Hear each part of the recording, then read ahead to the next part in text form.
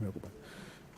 Voy a hablar sobre algunos mecanismos de protección del sistema nervioso desde una perspectiva neurodinámica. Bien.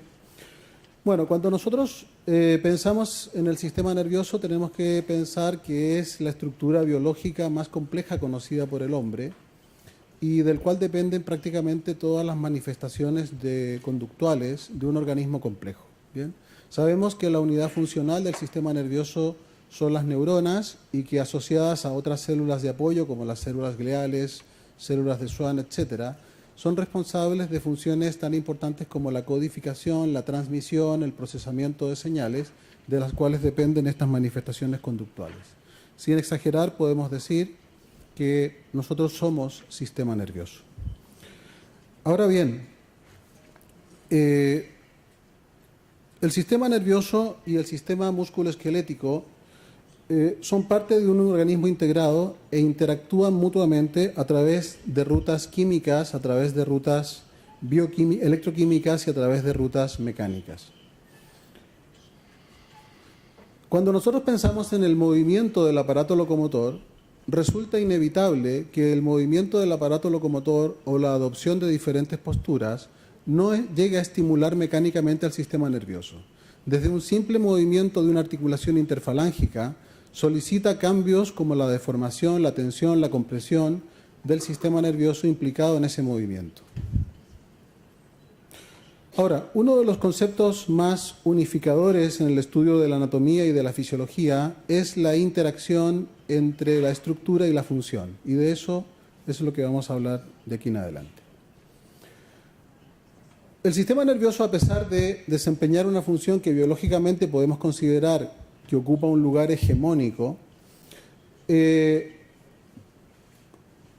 un tejido frágil, es un tejido mecánicamente vulnerable, es un tejido que tiene poca tolerancia al estrés físico, al estrés mecánico, al estrés isquémico, etc.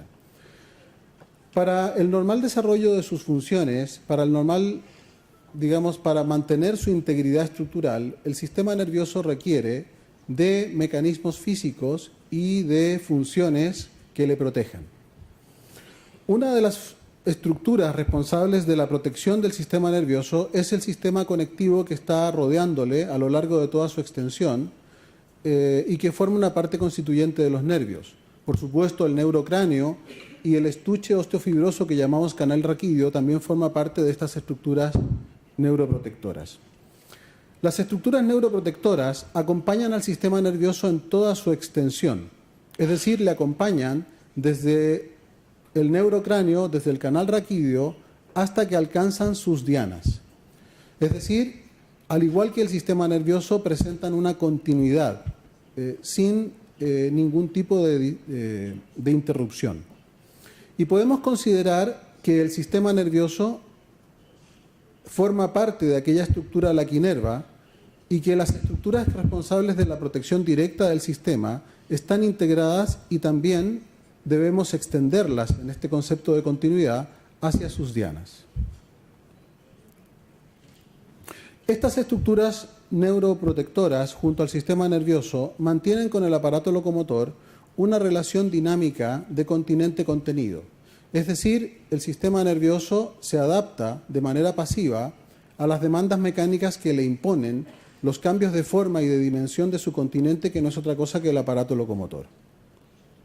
Además, estas estructuras neuroprotectoras cuentan con capacidad sensitiva, gracias a que cuentan con inervación tipo somática de la que acabáis de oír hablar, en las cuales se incluye la presencia de nociceptores polimodales que en su mayor parte son peptidérgicos. Se incluye también la presencia de receptores encapsulados que transmiten información por fibra beta y por tanto podemos decir que las funciones sensitivas de las estructuras neuroprotectoras son sensibles a un rango amplio de estímulos que van desde estímulos amenazantes, siendo fuente de nocicepción, y también fuente de sensaciones corporales que finalmente se traducen en algo así como sensaciones de estiramiento, de movimiento, etc. Al tratarse de una estructura inervada, también están sujetos sus nociceptores a los mecanismos descritos anteriormente como sensibilización periférica y pueden también ser fuente de sensibilización central. Es decir, que la mecanosensibilidad de este tejido neuroprotector puede variar en función de las condiciones ambientales locales o centrales. Las aferencias provenientes de estas estructuras pueden detonar respuestas de protección corporal dirigidas a la neuroprotección. Entre estas respuestas de protección corporal,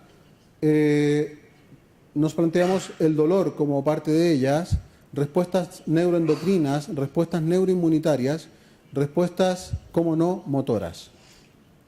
Aquí vemos algunas imágenes en donde están reflejadas las envolturas conectivas de cada axón, la envoltura endoneural. Vemos los fascículos que agrupan a muchos axones, formado por la envoltura perineural, que consta de múltiples capas, con una organización fibrilar monoplanar y unidireccional. Y vemos el tejido conectivo entre cada fascículo, formado por un tejido laxo, rico en elastina. Aquí vemos una imagen amplificada de un nervio, su organización fascicular, parte de la trama vascular, etc. Y aquí vemos estructuras neuroprotectoras que protegen directamente a la parte del sistema nervioso central, como podía ser la pía madre, la aracnoides unida a la dura y la propia dura. La inervación nociceptiva de estas envolturas neuroconectivas depende del nervio innervorum. La presencia de esta inervación aferente, intrínseca de los nervios y de sus tejidos conectivos, sugiere que estos elementos neurales participan en sensaciones corporales que van desde la nocicepción a la propiocepción y también pueden participar en procesos patológicos que afectan a los propios nervios a través de las respuestas neurógenas de inflamación, como ocurre con cualquier otro tejido inervado. Los aferentes nociceptivos primarios, peptidérgicos, recordemos, contienen y liberan los neuropéptidos que nos han enseñado anteriormente. Y estos neuropéptidos, como la sustancia P o el péptido relacionado con el gen de la calcitonina, pueden tener efectos sensibilizantes de su entorno y también pueden contribuir a través de sus respuestas efectoras a modificar las condiciones del tejido al que inervan. Entre otras cosas, pueden ser responsables, cuando hay actividad antidrómica, de respuestas neurógenas de inflamación. En este caso estamos hablando de respuestas inflamatorias que afectan a las condiciones del propio nervio inervado por sí mismo, mejor dicho, a las envolturas conectivas neuroprotectoras.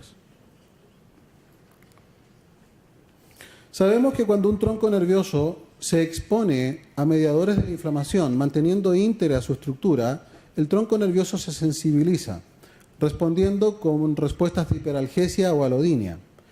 Estas respuestas de hiperalgesia y alodinia afectan a la tolerancia del sistema nervioso frente al movimiento y frente a estímulos mecánicos que no necesariamente han de exceder rangos fisiológicos como es la presión y el estiramiento.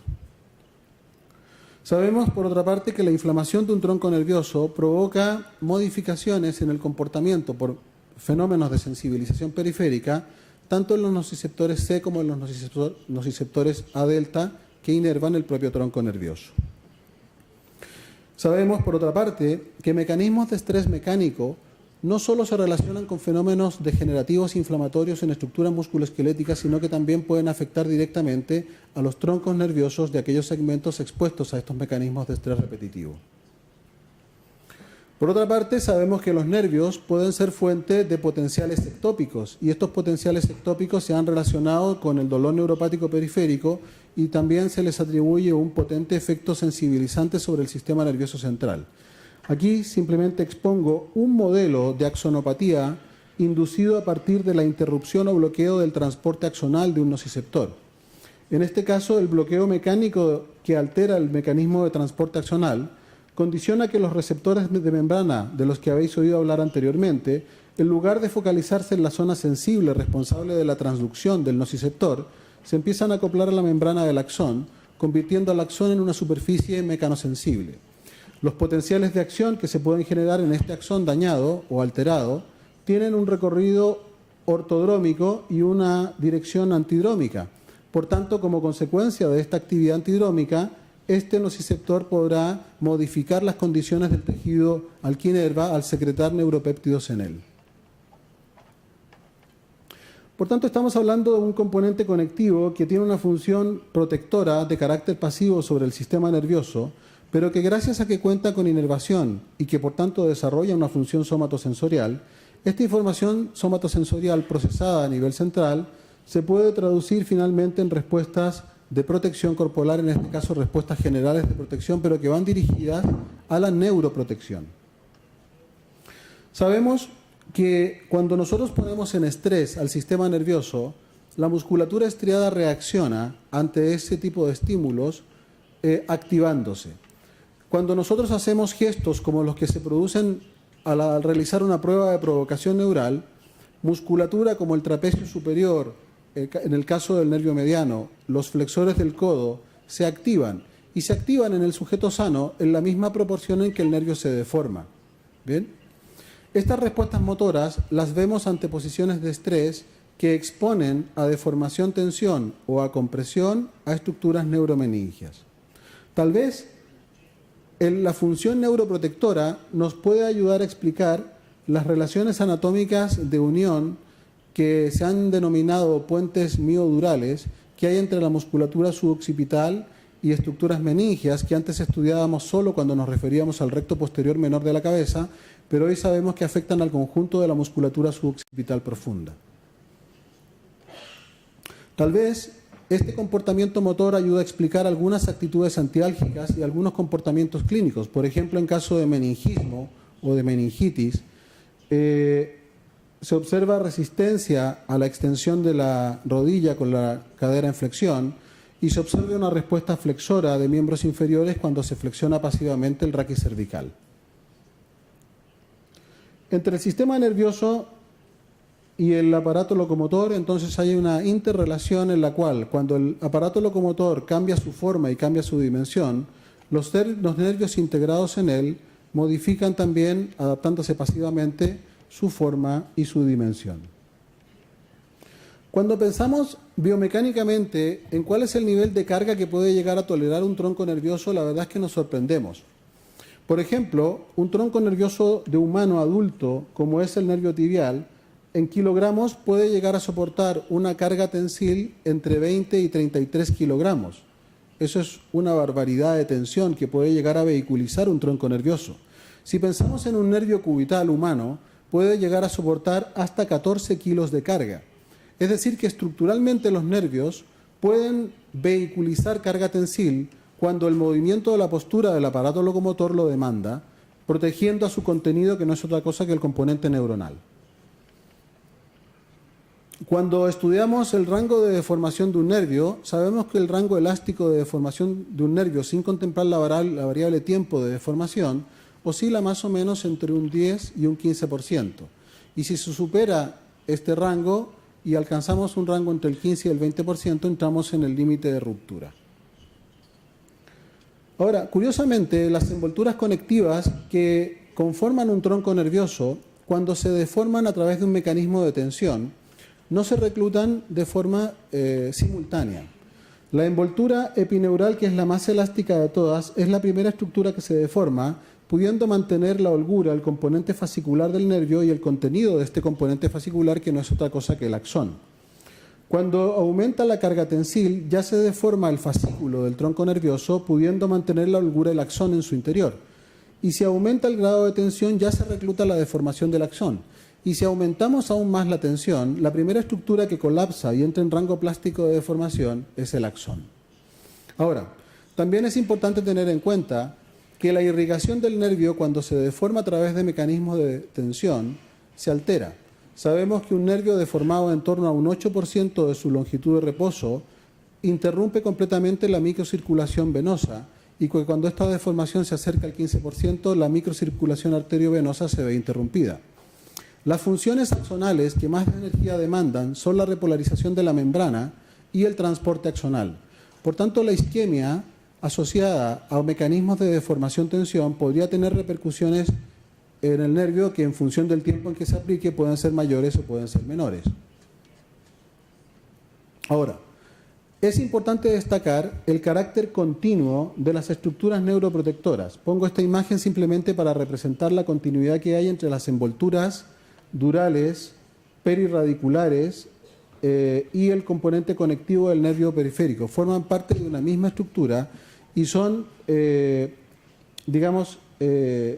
elementos protectores continuos capaces de vehiculizar carga tensible y tensión recíproca.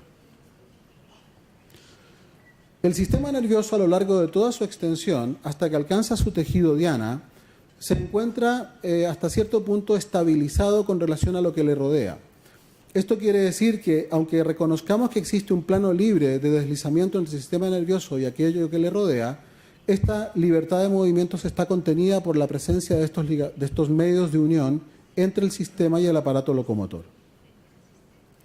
Aquí vemos, por ejemplo, en un nervio de cordero, la relación macroscópica que podemos observar entre el sistema nervioso y la musculatura inervada por ese nervio.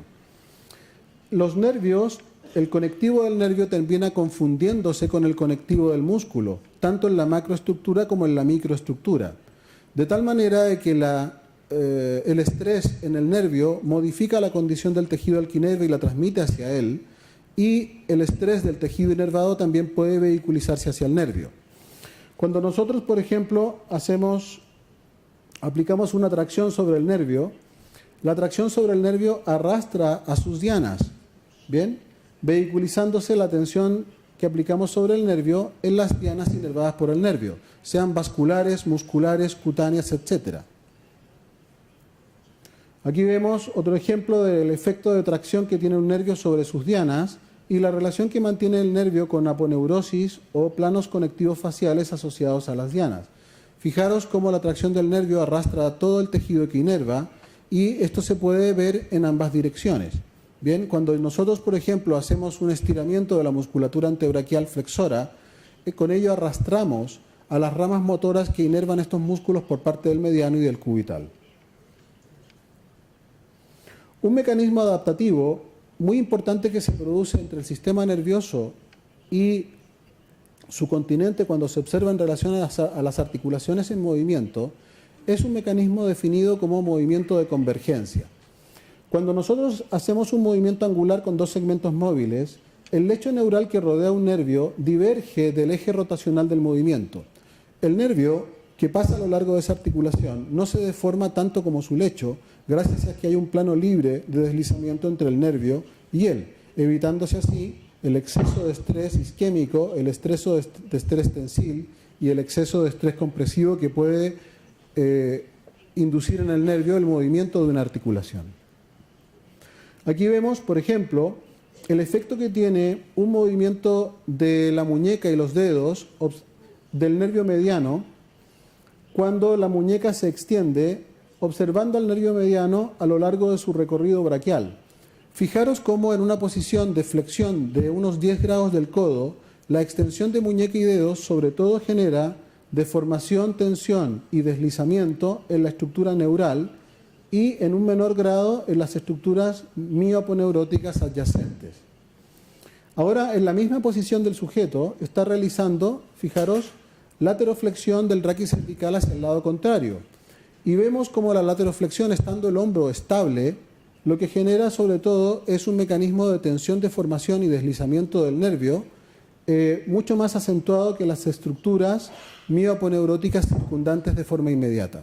Ahora, si observásemos el nervio cerca de sus dianas, el efecto de la tracción del nervio arrastraría consigo también a sus dianas. Aquí estamos viendo al nervio mediano a su paso por el músculo pronador. El sujeto está con hombros deprimidos y codos extendidos y el movimiento activo que está realizando a la vez que se hace la ecografía es retracción de cabeza y cuello. Al hacer retracción de cabeza y cuello, la estructura que más se ve traccionada por este efecto es la estructura neural cuando la observamos a nivel proximal del antebrazo. Aquí vemos cómo el nervio mediano en la muñeca se adapta a los movimientos que le impone la contracción de los músculos flexores de dedos. Bien. Ahora, estos movimientos de convergencia que son muy importantes para proteger al sistema nervioso de un exceso de estrés, también se observan en la médula espinal con respecto al raquis, cuando el raquis realiza movimientos que alteren la dimensión longitudinal del canal. Por ejemplo, se han descrito movimientos de convergencia de la médula espinal hacia el nivel C6 cuando la columna cervical se flexiona. Esto significa que cuando flexionamos la columna, la médula espinal que está por encima de C6 tiende a deformarse, a tensarse y a deslizarse hacia caudal. Lo interesante de este fenómeno es que no se limita solo a la médula cervical, sino que también tiende a arrastrar consigo al tallo del encéfalo, de tal manera de que la flexión cervical tiende a desplazar, aunque sea en magnitudes pequeñas, al bulbo raquídeo y la protuberancia anular hacia caudal. Esto nos permite pensar que los movimientos, por ejemplo, de protracción de cabeza y cuello, al disminuir la dimensión longitudinal del canal comparado con una posición neutra, son movimientos que tienden a disminuir el grado de estrés del sistema nervioso. Esto podría afectar al grado de estrés que padece la médula espinal, los nervios periféricos espinales, y al desplazarse hacia caudal y modificarse la posición relativa del tronco del encéfalo, puede también suponer un grado de estrés para los propios pares craneales. Fijaros la posición que mantiene la protuberancia en relación al clivus cuando un sujeto está en posición neutra de cabeza y cuello, y fijaros lo que ocurre con la posición relativa cuando hacemos una flexión cráneo-cervical asociada a flexión cervical.